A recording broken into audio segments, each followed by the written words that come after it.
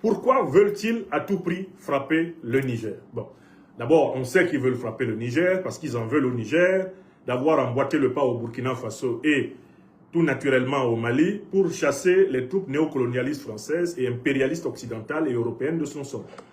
Ça, c'est la raison principale. Punir les pays du Sahel parce que ces pays ont ouvert le bal du refus de la recolonisation militaire, la recolonisation économique et politique totale de notre continent. Ça, c'est la raison générale.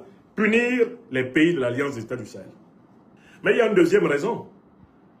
L'actualité internationale nigérienne est dominée par le débat sur la prétention de l'ancien groupe d'exploitation de l'uranium nigérien Orano à dire que les 1000 tonnes d'uranium que l'État nigérien a saisi tout en nationalisant son exploitation d'uranium, cette prétention d'Orano à dire que ces 1000 tonnes lui appartiennent, n'est pas sans inspirer la volonté d'attaquer l'aéroport de Niamey où, selon plusieurs informations recoupées, une partie au moins des stocks de cet uranium aurait été entreposée.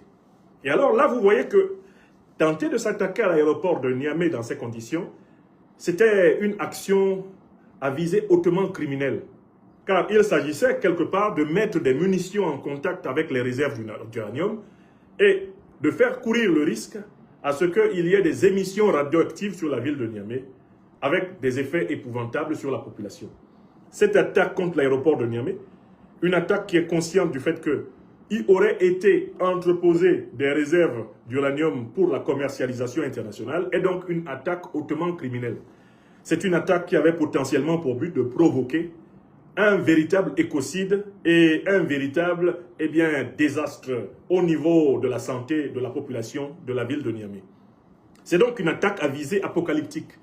C'est une attaque de gens qui seraient capables, s'ils en avaient la possibilité, de jeter des bombes atomiques contre les Africains parce que les Africains ont refusé de leur céder le pillage de leur or, de leur uranium, de leur manganèse, de leur pétrole, de leur coltan. Vous voyez jusqu'à quel point on est méchant envers les pays africains qui refusent d'être pillés. C'est une méchanceté telle qu'on se permet même de tirer des munitions sur des zones où peuvent se trouver des stocks d'uranium avec le risque que les explosions produisent des désastres de radioactivité. N'est-ce pas?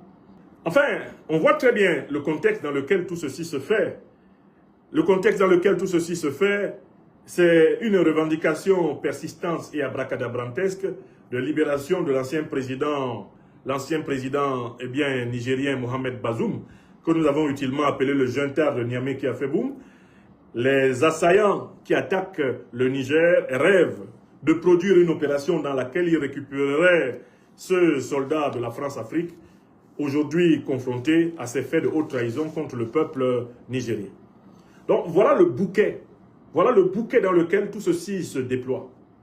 Et il faut qu'on comprenne très bien que l'attaque impériale terroriste contre l'aéroport de Niamey a pour but de stopper la révolution sahélienne en général, elle a pour but de punir le Niger en particulier, elle a pour but de restaurer à la tête du Niger un gouvernement fantoche qui va recommencer le pillage des richesses du Niger au détriment du peuple nigérien, au profit des multinationales françaises, au profit des multinationales occidentales, moyen-orientales, bref, au profit des intérêts étrangers.